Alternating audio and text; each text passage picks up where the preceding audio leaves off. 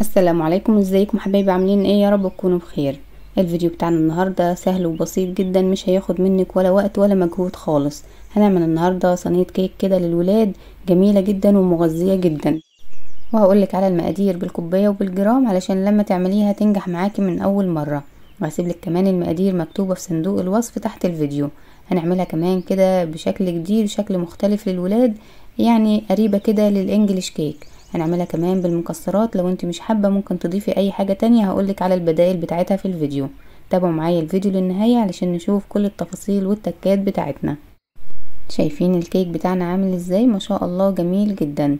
ينفع بقى كده مع كوباية لبن كده في الفطار للولاد الصبح، مغذية وحاجة كده من الاخر. شايفين كمان الفراغات بتاعة الكيك بتاعتنا من جوه كلها متساوية وجميلة جدا، وكان طعمها خطير. وكمان المقادير بتاعتنا بسيطة جدا. شايفين الجمال؟ وكمان اللون بتاعها الحلو ده هقولك برضو على التسوية بتاعتها المظبوطة عشان تطلع معاكي بالجمال اللي انتوا شايفينه ده. تابعوا معايا الفيديو للنهاية، ولو عجبك الفيديو ما تنسيش اللايك والشير والاشتراك في القناة علشان يوصلك كل الفيديوهات بتاعتنا اول باول. يلا بينا نسمي الله ونشوف هنعمل ايه مع بعض. هنشتغل في الخلاط على طول علشان ما تاخدش مننا وقت خالص. هحط في الخلاط 2 بيضة بدرجة حرارة المطبخ، لازم البيض يكون مطالع من التلاجة قبلها بوقت. وهضيف كمان ظرف من الفانيليا او ظرفين من الفانيليا زي ما تحبي. ولو عايزة تضيفي اي منكهات تانية، برتقان او اي حاجة ضيفيها، مفيش اي مشكلة. هضيف كمان كوباية الا ربع من السكر، سكر حبيبات عادي حوالي كده 170 جرام. هضيف كمان نص كوباية من الزيت على الزبدة حوالي 100 جرام. هنضيف الزيت الاول مع الخليط ونخلي الزبدة للاخر، هنشوف هنعمل بيها ايه. هضرب كده الخليط كله مع بعضه لحد كده ما السكر بتاعي يدوب كويس جدا وبيكون بالشكل اللي انتوا شايفينه ده. بعد كده هجيب معايا كوباية من الدقيق اللي هي الكوباية المعيارية حوالي كده 150 جرام. يعني لو عندك الكوباية المعيارية عايري بيها، لو عندك ميزان اوزني بيه. هضيف معاها رشة ملح صغيرة جدا ومعلقة صغيرة مليانة من البيكنج باودر. بننخل الدقيق بتاعنا كده قبل ما بنضيفه على الخليط علشان الكيك بتاعتنا تكون هشة وخفيفة بالشكل اللي انتوا شفتوه كده معايا في اول الفيديو. هنقلب بقى الدقيق مع باقي المكونات بالشكل اللي انتوا شايفينه ده. كمان لو انتي حابة تستبدلي الزبدة بالزيت مفيش اي مشكلة، ممكن تستخدمي نص الكوباية كله زيت هتضيفيها بقى في الاول، مفيش اي مشكلة. لو حابة تستبدلي الزبدة كمان بالسمنة مفيش اي مشكلة، اللي موجود عندك اشتغلي بيه. بدوب كده الدقيق لحد ما يختفي خالص مع باقي الخليط بالشكل اللي انتوا شايفينه ده. بعد كده هجيب معايا نص كوباية من اللبن الحليب حوالي كده 100 جرام. هحط اللبن بتاعي في الكسرولة كده علشان نرفعه على النار، عايزينه يسخن كده او يغلي معانا. بعد كده هضيف عليه كمية الزبدة اللي كانت باقية معايا حوالي كده اللي هما معلقتين كبار بالشكل اللي انتوا شايفينه ده.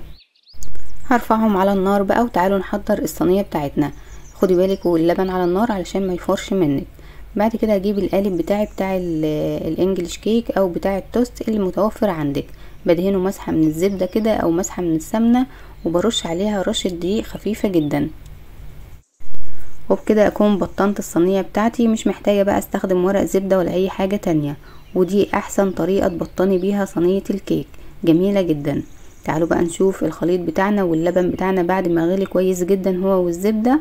بضيفه بقى على باقي الخليط بالشكل ده وبقلب كويس جدا. ما تقلقيش البيض مش هيستوي ولا يحصل له اي حاجة، لان طبعا احنا مقلبينه كويس جدا مع باقي الخليط اللي هو الدقيق والسكر والزيت. فقلبي بقى كويس جدا بالشكل اللي انتوا شايفينه ده لحد ما الخليط كله يمتزج مع بعضه. هتلاقي القوام بتاعك ناعم وكريمي وجميل جدا، شايفين ما شاء الله. وده القوام المظبوط للكيك بتاعنا النهاردة.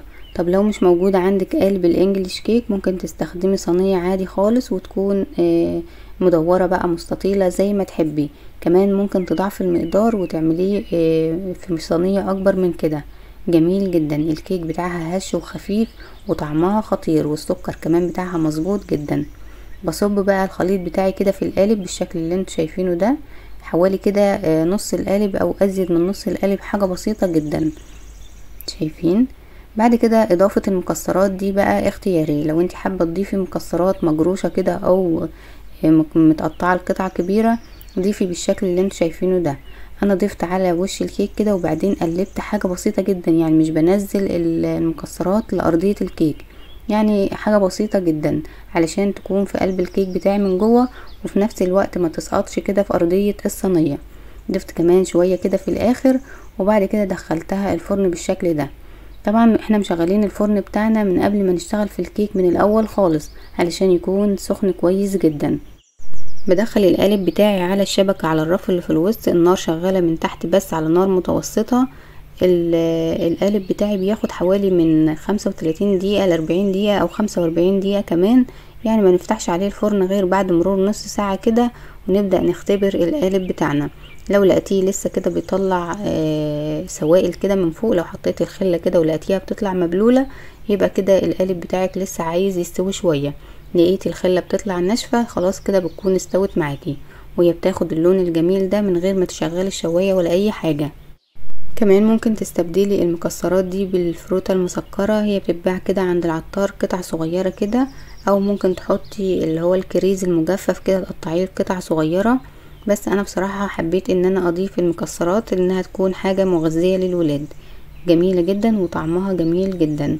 واللي متوفر عندك ضيفيه، مفيش اي حاجة خالص، اعمليها كده من غير اي حاجة، جميلة جدا برضو. الكيك بتاعنا هش وخفيف وطعمها خطير. ولو حابة تديها طعم البرتقان كمان، اديها كده معلقة صغيرة من بشرة برتقان. جبته لكم كمان من قريب، شايفين شكل الكيك عامل ازاي؟ اسفنجي جدا وجميلة جدا، والفراغات بتاعتها كده من جوه موحدة. شايفين اللون الجميل بتاعها ما شاء الله. يا رب الفيديو يكون عجبكم، واتمنى ان انتوا تجربوه، ولو عجبكم ما تنسوش اللايك والشير، وانتظروني في الفيديو الجاي ان شاء الله. والسلام عليكم ورحمة الله وبركاته.